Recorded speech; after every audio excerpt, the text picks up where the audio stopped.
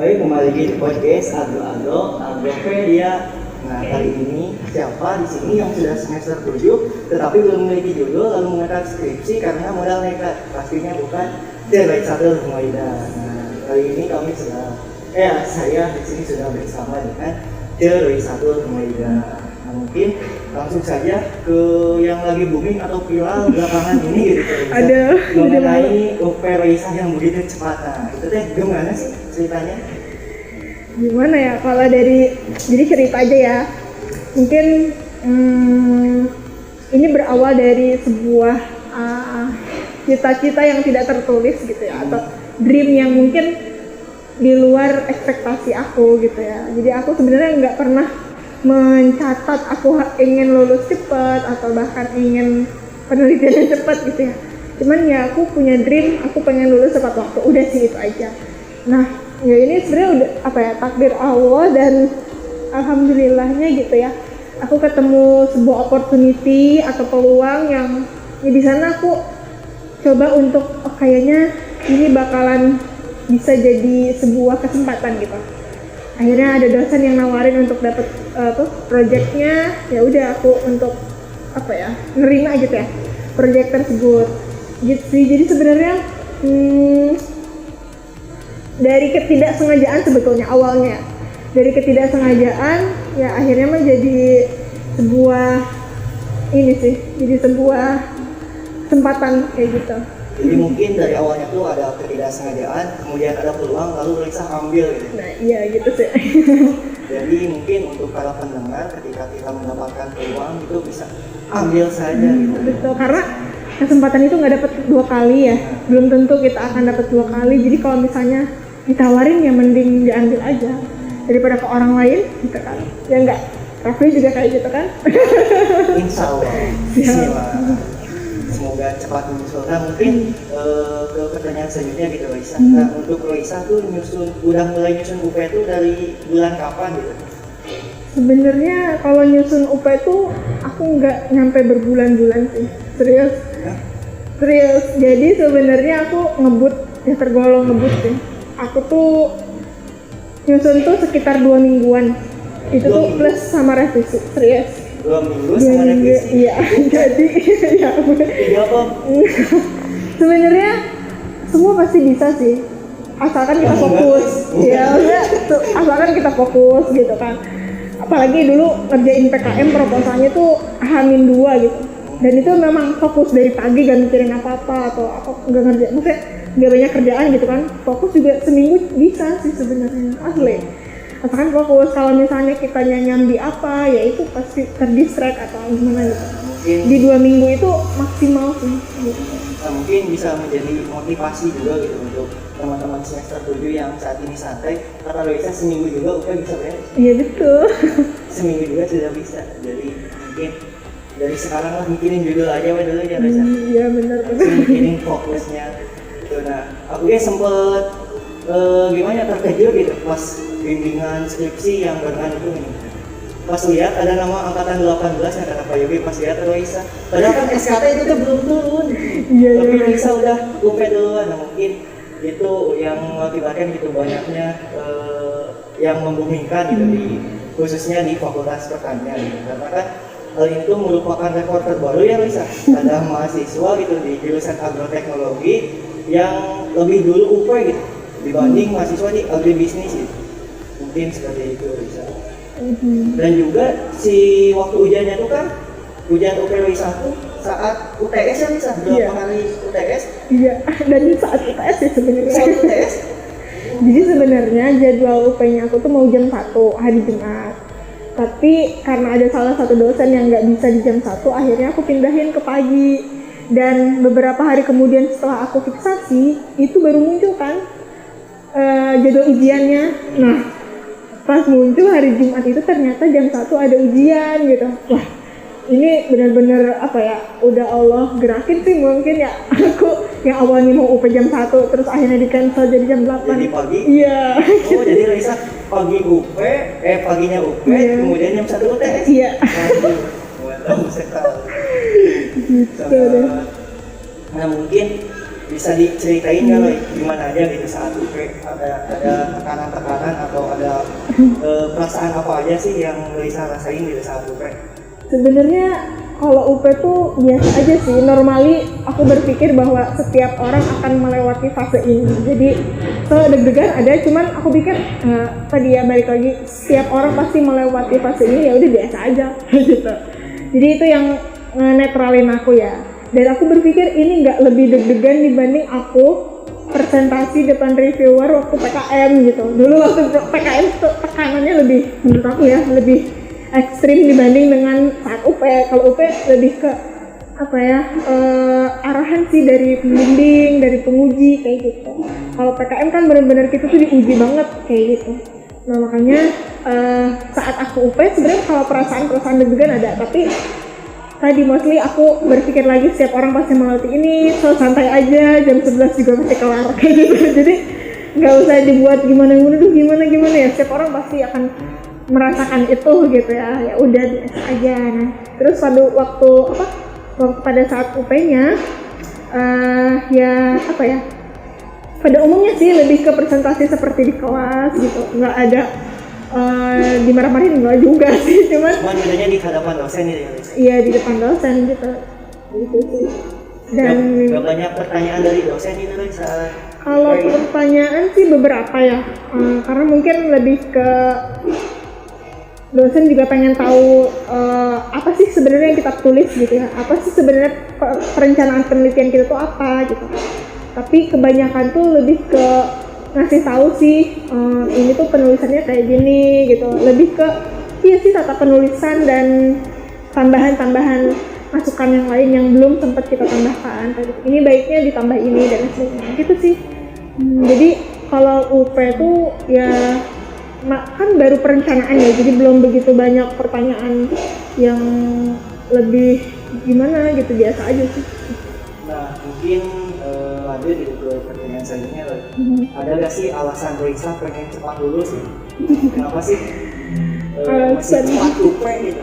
Kelihatannya tuh pengen cepat lulus sekali. Aduh, sebenarnya kalau duluan UP belum tentu duluan lulus ya kan? Ya, siapa tahu dong. Ya, amin deh. Jadi sebenarnya ya aku let it flow sih orangnya. Jadi jalan kayak air aja mengalir gitu. Nggak ada pengen lulus cepet, pengen penelitian cepet, enggak sih. Karena tadi ya aku tuh lebih ke ya udah ngalir aja gitu. Nah, tapi mungkin ya udah garis takdirnya kayak gini, ya udah dijalanin aja gitu. Cuman satu hal sih yang membuat aku termotivasi gitu ya, mungkin dengan adanya kemudahan-kemudahan ini, aku percaya bahwa di balik ini ada begitu banyak tangan-tangan tidak terlihat, peran-peran mereka, orang tua contohnya, siapa tahu dengan doanya orang tua tuh yang ngemudahin kita kayak gitu. Terus aku punya dream yang bisa jadi kalau aku usaha dari sekarang gitu ya, dan itu semoga dream itu come true gitu ya, terwujudnya salah satunya dengan semoga kalau aku studinya cepat, siapa tahu banyak dream aku yang lebih banyak aku bisa wujudkan kayak gitu sih. Gitu sih, jadi sebenarnya lebih ke sana sih. Nah jadi mungkin itu alasan Roisa cepat UP, karena mungkin masih banyak hal yang ingin Roisa lalui gitu. Karena kita kan memulai sesuatu dengan lebih cepat, maka kita tuh akan sekarang lebih cepat, dan juga insya Allah di akhir juga kita juga akan lebih cepat gitu ya. Amin. Mungkin lanjut gitu ke pertanyaan selanjutnya. Nah kan Roisa tuh memiliki banyak kesibukan juga gitu, terlebih di dalam kampus kan. Mungkin dari para pendengar gitu belum tahu Roisa tuh kesibukannya apa aja sih sekarang saat ini? Kalau kesibukan sih sekarang ya, pertama aku ikut program Kampus Merdeka. Kampus Merdeka satu, Kampus Merdeka. Yang kedua jadi asisten lab. Tiga matkul teknologi yang aktif. Kuliah, Iya kuliah juga, iya. Terus kemarin penelitian PKM nih ya. Penelitian PKM juga. Iya itu. Lagi skripsi. Iya lagi skripsi. Ikut organisasi masih UKM. Organisasi juga UKM di KISI. Iya. Kemudian apa lagi Raisa? Ada organisasi di luar juga sih. Organisasi di luar juga ada Raisa. Terus apa lagi? Udah sih. Sudah bikin kesibukan teman-teman semua. Buat teman-teman yang masih tidak mengikuti banyak organisasi atau menjadi amatis di kampus, kemudian kuliah biasa-biasa saja tapi belum UP, kalian pasti merasa panas dengan Raisa. Enggak juga. Semoga ini jadi trigger sih, jadi semangat buat teman-teman. Motivasi buat teman-teman. Motivasi. Raisa yang memiliki 7 kesibukan saja sudah UP gitu teman-teman. Di mana waktu luang Raisa? Mungkin Raisa terakhir kali tidur siang juga tidak tahu gitu. Ya, kemarin baru tidur siang sih. Tidak pernah merasakan gimana makan di kamar kemudian streaming anime 20 episode belum pernah ya. Dulu sih. Oh pernah bisa? Dulu waktu SMA sih. Tapi itu pun justru aku lihat anime itu waktu gimana ya? Anime tuh bikin aku pengen cepet-cepet tidur gitu. Jadi aku lihat anime tuh ketiduran bahkan. Tuh bahkan bisa juga ibu teman-teman semua menonton anime. Nah mungkin ada kan gitu tips trik dari Raisa gitu yang memiliki kesibukan yang sangat banyak gitu. Lebih masuk di 7 kesibukan utama. Nah cara membagi waktu Raisa tuh gimana?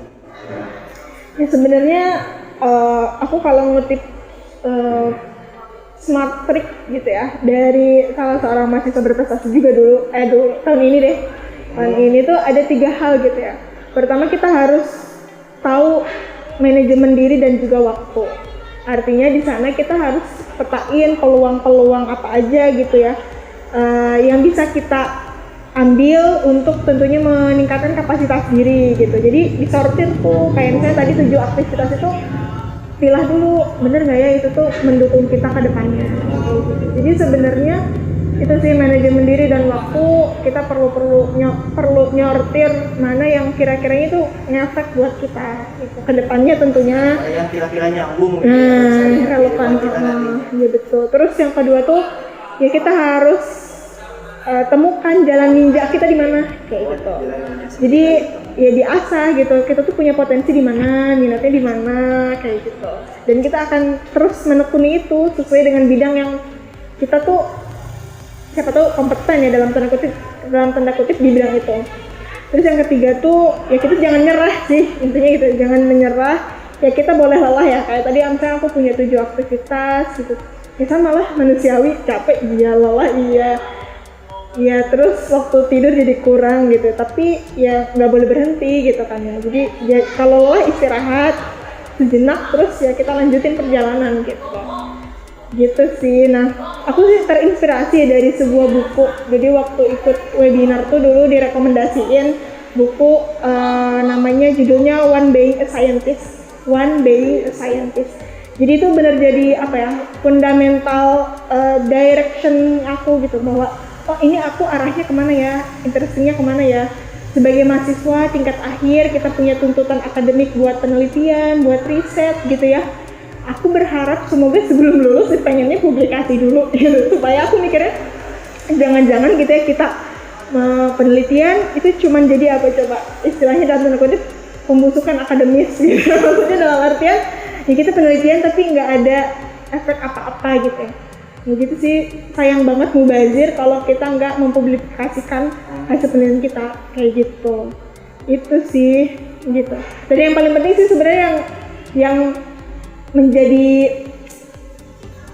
ini mungkin ya pengingat bareng-bareng juga ya, kita harus kayak nentuin academic purpose kita, tujuan akademik kita tuh mau apa, apakah mau lulus cepat kah, mau menjadi apa gitu kayak gitu. Jadi harus benar-benar dipetain sih dari sekarang.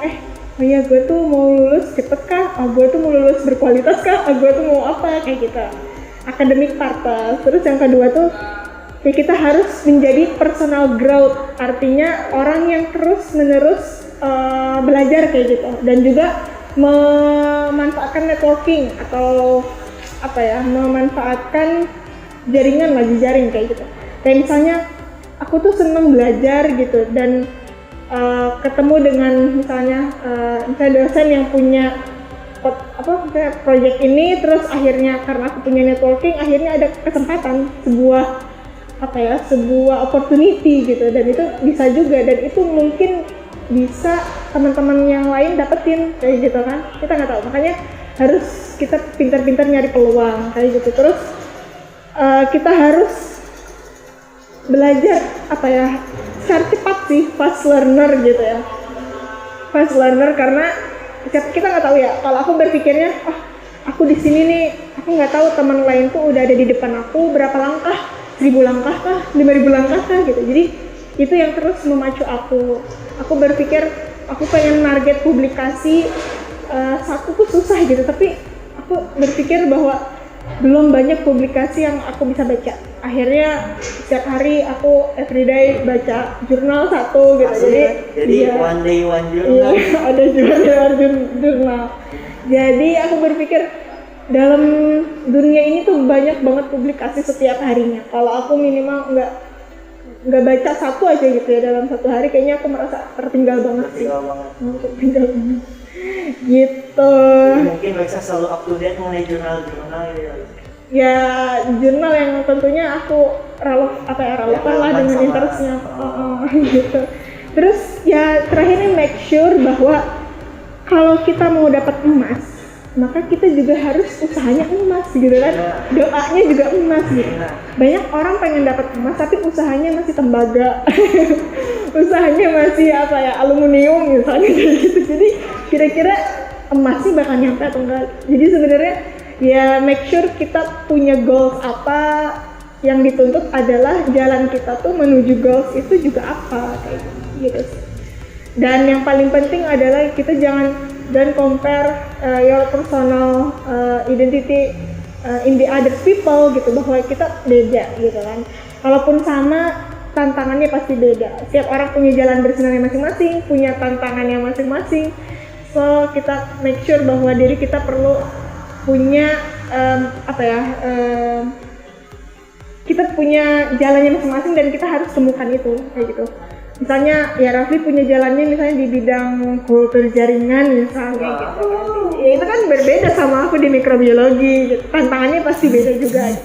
Tapi percaya kalau kita nekunin satu hal ya udah fokus ke sana, nggak akan mikirin orang lain kan. Nah, kita akan fokus di jalan itu. Jadi temuin jalan gitu sih. Find your way. Proses sendiri gitu ya. Nah mungkin selanjutnya gitu Raisa juga pasti manusia gitu kan, robot pasti ada suatu titik di mana Raisa merasa lelah gitu dengan kehidupan ini, merasa ada di titik lelah. Nah mungkin gimana sih cara healing menurut Raisa? Ya at least setiap orang juga pasti lelah, iya sih. Namanya juga manusiawi gitu ya. Tapi aku punya prinsip sih sebenarnya yang melandasi itu ya. Aku trying to do everything gitu. Loh, aku harus mencoba semua hal. Kalau aku udah mencoba semua hal, terus pada akhirnya udah mentok, itu posisi di mana ya aku lelah banget gitu. Jadi sebenarnya healingnya aku lebih ke apa ya? Sukanya ke natural gitulah, ke alam gitu. Menurut aku itu jadi fresh juga gitu ya. Aku yang mungkin lihat laptop terus di lab kan cuma kotak aja ya, maksudnya kita lihat kiri kanan juga lihat Ellen Meyer, lihat botol-botol, kamu reaksi. Ya maksudnya bukan benda hidup gitu. Kita kadang nggak bisa ngomong juga sama Baki atau ngomong sama Agung Reaksi kan nggak mungkin ya. Tapi kalau di alam tuh kayak wah, pandangan kita jadi lebih luas gitu, itu jadi healing juga. Terus kadang aku seneng cerita sih orangnya, jadi aku suka banget cerita banyak hal gitu sama temen. Jadi kadang itu jadi healing juga, jadi melepas semua penat gitu kan, gitu. Itu sih, jadi sebenarnya rehat ya boleh lah ya untuk menghilangkan lelah sedikit, tapi jangan terlalu terlena gitu ya sama kelelahan, sama healingnya gitu. Nanti takutnya ya lelah dengan healingnya terutama.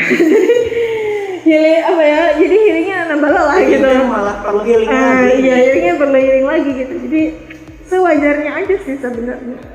Cuma kalau nggak yang berlebihan itu kan nggak baik ya. Lelah berlebihan juga nggak baik. Kan kita masih muda.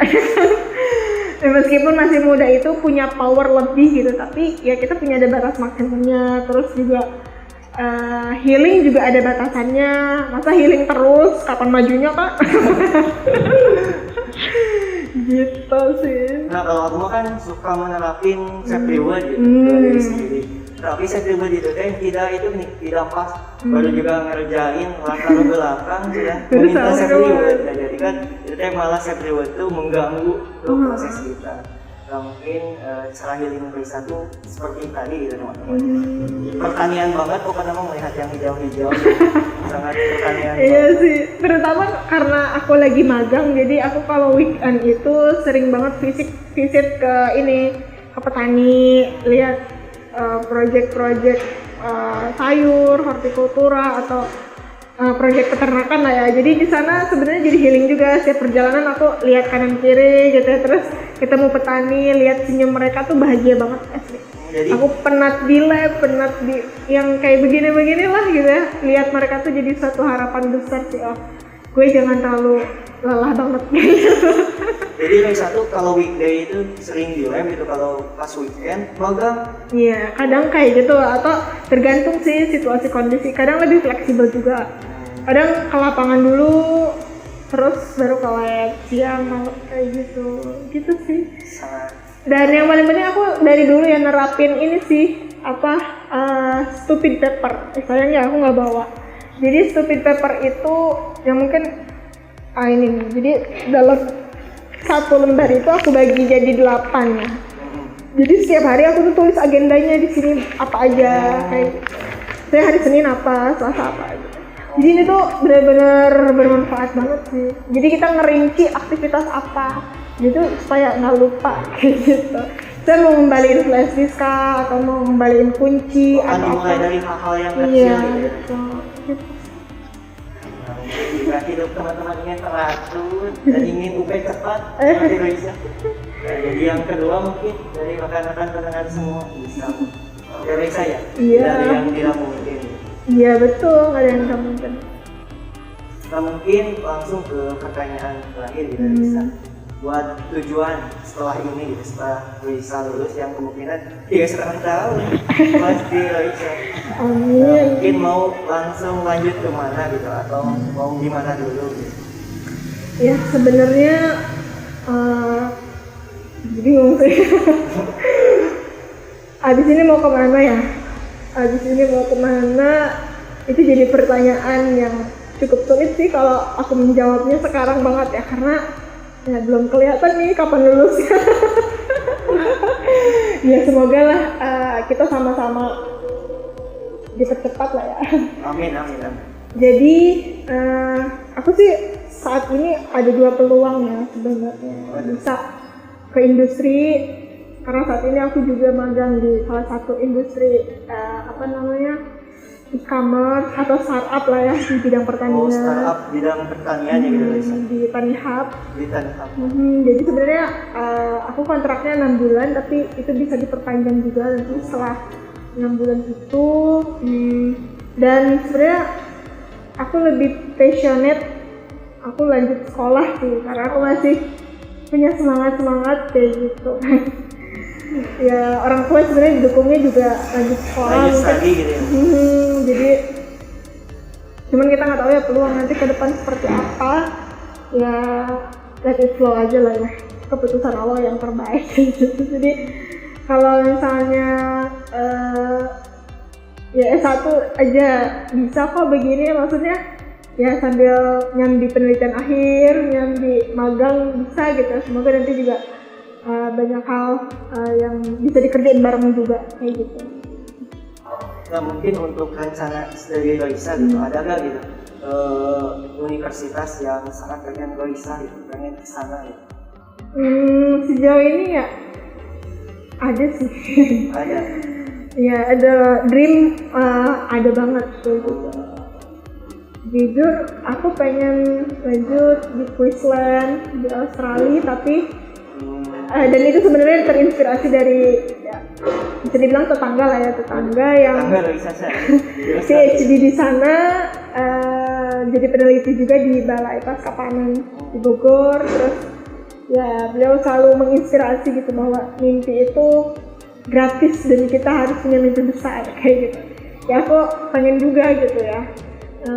Tapi aku kemarin lihat webinar ada kaus ya King Abdul Aziz University Science and Technology Saudi Arabia itu ternyata kelas lab risetnya bagus banget kita tingkat dunia lah ya. Itu juga masuk rekomendasi. Itu ya nggak tahu lah jodohnya di mana. Jadi dicari-cari aja deh sampai ketemu kayak gitu. Nah mungkin kita doakan yang terbaik untuk Ceroisa, semoga yang terbaik hadir dan menjadi pilihan Risa itu merupakan pilihan yang terbaik untuk Risa.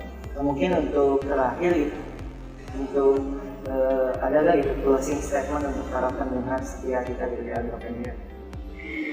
Ya, mungkin closing statementnya untuk teman-teman angkatan 2018 gitu ya, semoga bukan manas-manasin ya. Ini lebih ke trigger aja gitu ya ke teman-teman. Setiap orang punya peluang yang sama, setiap orang punya kesempatan yang sama, dan setiap orang punya jalan sinarnya berbeda sih. Maksudnya yang dalam artian silahkan temukan jalan bersinarnya teman-teman kayak gitu dengan peluang dan kesempatannya teman-teman. Terus pada intinya ya kita akan bermuara pada akumulasi kita gitu. Artinya aku pernah percaya bahwa kita tuh harus menginvestasikan long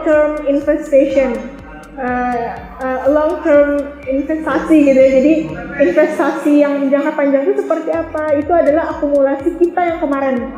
Jadi apa yang kita kerjakan kemarin adalah kita hari ini.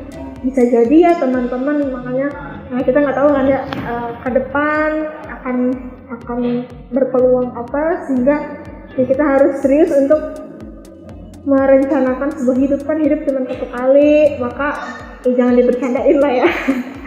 Karena kita punya kesempatan hidup yang satu kali ini ya itu sangat berharga banget sih. Ya kalau orang bilang time is money, ya menurut aku time is waktunya kita untuk lebih banyak bermanfaat sih kayak gitu. Jadi bagi aku 24 jam itu kan sama ya, setiap orang sama 24 jam. Tapi 24 jam itu tuh ada orang yang selesai dengan 10 pekerjaan, ada orang yang nggak selesai sama sekali. Ya, selesai dengan 20 itu kan episode anime. tergantung kita ya sebenarnya mau manajemen diri, mau menghabiskan umur kita dengan apa. Nah itu tadi, itu adalah akumulasi kita buat masa depan, long term investment. Jadi silahkan untuk berinvestasi dari sekarang gitu ya, dengan hal-hal baik dan bermanfaat. Gitu sih. Investasikan waktu kalian hari ini, karena jika kalian lalai di saat ini, maka itu tuh menjebloskan kita di masa depan. Mungkin seperti itu ya bisa secara singkatnya. Nah, mungkin saya ucapkan terima kasih sekali kepada Luisa di tengah-tengah kesibukannya untuk menjadi narasumber di podcast Advocadia kali ini. Nah, mungkin segitu cerita rahasia UPEK dari Luisa. Jangan lupa like, komen, dan subscribe. Terima kasih.